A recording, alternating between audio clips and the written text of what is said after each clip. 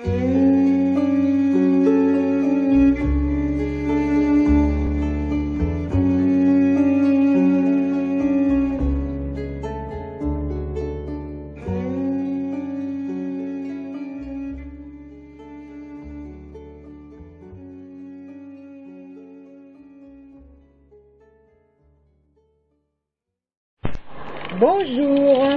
Bonjour.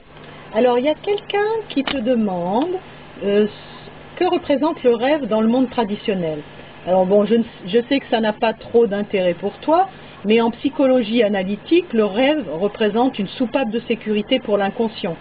Et il joue un rôle de régulateur en quelque sorte. Et il permet aussi de trouver un équilibre. En fait, il a une fonction de révélateur psycho-affectif de l'individu aussi. Ouais, bon, pour moi, je dirais que les considérations psychologiques actuelles sont des reflets de la mentalité actuelle, sans plus. Parce qu'on parlait de soupape de sécurité de l'inconscient, et qui c'est qui est conscient de ça? Pour savoir plus que l'inconscient, ça devient un espèce de marasme, comme d'habitude. Ça n'a rien à voir avec une science exacte, et pour moi, disons, je ne sais pas rentrer là-dedans. À présent, pour parler du rêve en tant que tel, il y a des rêves qui sont des révélations, il y a des rêves prémonitoires, puis autrement, il y a tout le marasme qui est, comment est-ce qu'il faut dire, une espèce d'inflammation qui suit la vie en général, avec tous ces mouvements un peu hétéroclites que ça peut représenter. Voilà ce que je vois, mais je n'ai pas été me pencher profondément dans la signification après des rêves.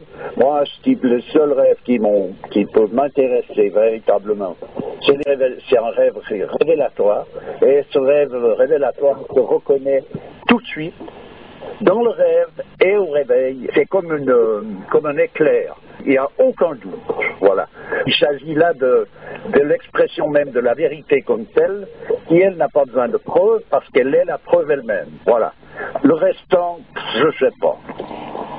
Alors, comme tout a une signification métaphorique dans ce monde, on peut se poser la question si le rêve n'est pas là pour symboliser un petit peu l'état d'un homme avant le grand réveil. Peut-être, bien sûr. Disons, on peut arranger ça en tout cas de cette façon-là, mais je ne saurais pas dire si c'est nécessaire de faire tout ça, puisque on ne rêve jamais autre chose que ce que l'on est apte à pouvoir voir dans la réalité apparente, en tout cas des choses quand on est réveillé. Mais simplement, on arrange ça différemment, dans le sens qu'un bonhomme, il est seul, et puis il peut y être, tout d'un coup, dans un rêve, il est 1000, ou des 1500, ou il est n'importe quel nombre, il a toute sa famille, tous ses copains, des gens qui passent, des voitures qui marchent, il y a tout, mais en fait, il est tout seul. Donc, il y a tout, puis il est là aussi, il peut même se voir lui-même. Donc, ce qui est intéressant, disons, à chercher à comprendre, c'est qui est le témoin de tout cet ensemble. Donc, c'est à considérer, puis ensuite de ça, il est bien clair qu'on, par analogie, on peut bien faire un report de ça dans une autre dimension, bien sûr. Alors, comme on est censé vivre simultanément dans plusieurs dimensions, est-ce que ça ne peut pas être le reflet de ce que l'on vit dans une autre dimension? Bon, je te pose cette question, mais en même temps, il y a des rêves qui sont tellement rocambolesques que ça me paraît un peu... Là, je ne vois pas très bien ce que signifient les dimensions en question. Ben, je ne sais pas, les états multiples de l'être. Oui, mais ces états multiples de l'être, je ne vois pas le rapport qu'il y a avec ce rocambolesque, je ne vois pas. À part le fait qu'il y a l'état de rêve, oui, alors c'est un état en lui-même, comme l'état de sommeil profond, et comme l'état des rêves. Oui, mais là on ne répond pas du tout à la question, pourquoi on rêve et que représente le rêve? Alors, à un moment donné, il faudrait s'intéresser de plus près à tout ça. Moi, j'ai pas été très loin dans le domaine, parce que ça m'a pas intéressé, sauf que j'ai retenu le fait que j'étais témoin de mes rêves, comme je suis témoin finalement de ce que je fais quand je suis éveillé. Et il y a un moment donné où celui qui est véritablement témoin, c'est celui qu'on appelle l'éveillé. C'est celui qui sort du rêve qui est représenté par ce que nous on appelle la réalité, et qui voient l'ensemble des choses pour ce qu'elles sont véritablement. Alors là, donc il y a une signification dans tout ça, mais j'ai pas été me plonger dans la signification particulière de tel rêve ou de tel autre. Ce que je peux dire, tout simplement, c'est que l'environnement immédiat ou l'environnement général, l'ambiance qui y correspond, est significative dans les rêves, parce que moi, enfant, je rêvais que des belles choses en principe. Il pouvait se glisser un cauchemar là-dedans, mais j'en ai même pas le souvenir. Par contre, je rêvais tout le temps que j'étais libre comme un oiseau, comme le vent, c'est-à-dire que j'étais pas assujetti à la pesanteur, et tous mes rêves étaient constitués là-dedans. Donc quoi que je fasse, j'étais dans cette position-là. Alors après, je mélangeais donc la partie de ce que je faisais dans les faits qui étaient conditionnés par l'existence, c'est-à-dire le reflet, la répétition de ce qu'on a pu faire dans une journée ou comme ça, mais il y avait en même temps ce côté de liberté qui faisait que chaque fois tu supervises ça depuis le haut, dans le sens que tu n'es pas assujetti à cette loi de la pesanteur. Voilà ce que je rêvais. J'ai rêvé ça des années, mais actuellement je ne connais plus. Moi, je me pose quand même la question si la théorie de la psychologie moderne n'est pas fiable, parce que, tu vois, après un événement traumatique, quand il y a un cauchemar ou des cauchemars qui s'en suivent, ça peut avoir un effet salutaire quand même. Ah ouais? Bah oui. Bon alors, je vois pas en quoi, disons. L'histoire, c'est que je vois pas en quoi. Quand il y a un trop-plein, à un moment donné, ça doit sortir quelque part. Et je pense que le rêve a cette fonction. Non, c'est la manière de vivre de l'homme qui l'amène à continuer les perturbations qu'il a déjà eues, une sous une forme, il la reporte encore sous une autre pour moi. Parce que la spontanéité, par exemple, si on veut regarder quelque chose, ce qu'on va retrouver dans les disciplines traditionnelles telles que le zen, c'est que tout ça, c'est hors circuit. Il faut regarder un chat vivre. Un chat, c'est un maître de yoga. Un chat, il est pourchassé par un chien méchant qui veut le manger. Bon, il s'en va, il cherche une issue. Quand il saute sur un mur, il est à 2,50 m de haut. À l'instant même où il arrive en haut, il sait qu'il est hors circuit. Il est déjà passé à autre chose, il est en train de faire sa toilette et il regarde ailleurs. Ça ne l'intéresse plus. Donc, il n'est pas en train de prolonger le discours. Comment l'homme est capable de faire quand il est déchu au point où il en est actuellement, c'est que ça peut durer des années suite à un traumatisme parce qu'il y a eu un événement. Bref, on est dans cette chirale. Oui, mais tu peux pas comparer l'état d'un chat à celui d'un homme. Ben, si on peut comparer dans cette manière, dans cette spontanéité, parce que voilà, c'est la même spontanéité qu'aura un adepte zen. Oui, mais ça se fait à notre insu. Je veux dire, la fonction du rêve, on ne choisit pas de rêver, on ne choisit pas de rêver telle chose plutôt qu'une autre. Non, mais on ne choisit pas ceci, cela, de libre arbitre ici, tu ailleurs. Il y a un passage où on est bel et bien en train de choisir quelque chose qui fait que ça nous amène dans telle posture plutôt que dans telle autre. C'est-à-dire la façon dont on envisage toute chose. Donc cette façon dont on envisage les choses nous amène à rêver de telle façon plutôt que d'une autre quand même. Ou en tout cas être le témoin positionné différemment qu'un autre. Oui, mais puisque tout ce qui est d'ordre factuel, les faits, on ne les choisit pas. En général, si après un traumatisme, on se met à rêver telle chose plutôt qu'une autre, c'est pas de notre ressort non plus. Où c'est notre ressort, c'est qu'on pourrait rêver, après la grâce qui nous a permis d'échapper à tel aspect de tel traumatisme ou tel autre, où on peut prolonger ce traumatisme, il l'aggraver encore dans son rêve. Ça, à un moment donné, c'est une posture qui correspond à cette spontanéité. Alors qu'après que ça se manifeste dans le rêve ou pas, c'est encore un autre aspect. Et je ne connais pas tout là-dessus, hein.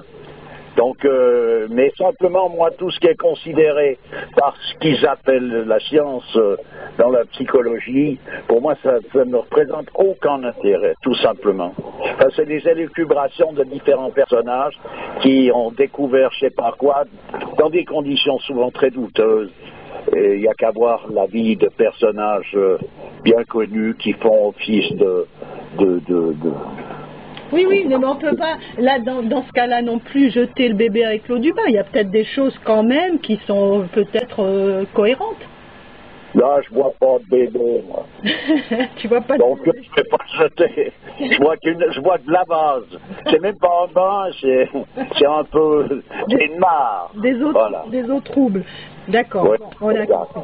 Bon, on n'en sait pas plus sur ce que représente le rêve et la signification. Non, celui qui veut s'intéresser vraiment à ça voudrait aller voir des spécialistes sur le plan des sciences divinatoires, même dans le cadre traditionnel, parmi des chamans, des gens comme ça, qui peuvent peut-être donner des explications ou amener quelqu'un à des visions qui correspondent à telle chose ou telle autre. Il y a des techniques qui existent là-dedans, tout à fait. Alors, le rêve prémonitoire, c'est quand même quelque chose d'étonnant. Moi, ça m'est arrivé. J'ai rêvé une fois d'une amie qui me tapait sur l'épaule en m'annonçant une nouvelle. Cette amie, ça faisait plus d'1 an que je l'avais pas vue. Je lui téléphone pour lui annoncer. Elle me dit bingo, c'est exactement ça. Donc, il y a des trucs quand même étonnants. Oui, mais ça c'est même indépendamment du rêve, parce que moi c'est toute la journée. Si je pense à quelqu'un tout d'un coup et je le rencontre, ça me fait ça toute la journée. Alors ça s'appelle des synchronicités hein, dans le monde du New Age. Disons que pour moi ça ne représente pas quelque chose de qualitatif particulier. On peut faire le constat de tout ça. Ça nous donne une chose qui est intéressante tout de même, c'est de voir que quand on parle de la destinée, qui est quelque chose qui est inscrit d'avance, si on voit d'avance ce qui va arriver 10 heures avant, 12 heures, 6 mois, n'importe combien, même 20 secondes avant, ça veut dire que donc c'était déjà écrit, autrement on ne pourrait pas le voir. Donc c'est une preuve de plus de la réalité même de ce que représente le destin. Donc voilà. C'est une perception, une certaine acuité par rapport à ce qui a été écrit. Ah, mais cette acuité en question, elle est plus un handicap qu'un bonheur. C'est pour ça qu'il n'a jamais été recommandé, ou il est plutôt recommandé dans tout cadre traditionnel, d'écarter tous les arts divinatoires, toutes ces considérations-là, parce qu'on perd beaucoup de son énergie et de son temps pour rien. Donc on ne doit pas savoir. C'est-à-dire, c'est celui qui ne sait pas, c'est pas un handicap pour lui. Et s'il a quelque chose à savoir, il le saura. Alors, est-ce qu'on n'aurait pas des guides spirituels, tu vois, sous la forme d'anges, qui seraient là pour nous insuffler par moments, comme ça, des choses? Non, pour moi, l'ange où il peut rentrer en ligne de compte, c'est à me donner la signification, justement, comme je l'ai dit tout à l'heure, du constat de l'existence réelle du destin à travers toute chose. Voilà où l'ange peut se manifester. Mais autrement, on rentre dans un domaine de psychique. Je ne veux pas confondre le spirituel avec le psychique. Et c'est deux mondes qui sont très, très différents. Ok. Une dernière question du même auditeur concernant le temps. Alors, il trouve, cet auditeur, que le temps passe moins vite qu'il y a 6 mois. Alors, est-ce que cette précipitation du temps dont on avait parlé à un moment donné, est-ce qu'elle se serait ralentie? Alors, je pense quand même que c'est d'ordre subjectif, parce que peut-être cette personne se sent plus sereine actuellement pour vivre de cette manière-là, parce que moi, personnellement, j'ai pas senti ça. Et toi? Le temps en lui-même se précipite, c'est une réalité. À présent que l'on considère à un moment donné qu'il y a eu un ralentissement, c'est une possibilité dans le sens qu'actuellement l'humanité est dans une attente. Tout le monde attend quelque chose. C'est une véritable attente, donc, et est sûr qu'il y aura quelque chose. Donc ça peut donner cet effet-là. Effectivement, pour moi, ça m'apparaît comme étant subjectif, mais ça peut être quelque chose de subjectif, individuel ou collectif, parce que effectivement, je comprends bien de cette posture-là, dans le sens qu'il y a une attente. Voilà. Oui, mais on sait aussi que le temps passe vite quand on est heureux, tu vois, de la même manière que quand on souffre, on compte les minutes, les secondes, tu vois. Le temps passe pas si vite que ça, et quand on est heureux et quand on souffre, on compte pas nécessairement des secondes. Ça dure, c'est un petit moment comme ça, mais c'est pas nécessairement comme ça, toujours ça. Ah oui, moi je trouve, hein. Non, il y a des personnages qui, justement dans la souffrance, reprennent une patience qui dépasse leurs possibilités antérieures et qui, dans le bonheur, ont une inconscience totale du temps et de tout. aussi, tu vois. Donc pour moi, je dis, on est un peu dans le cadre subjectif. Ce qui est réel, c'est que le temps se précipite. D'ailleurs, où on le voit, c'est dans les événements qui s'accumulent les uns à côté des autres, toujours dans la même direction. Voilà.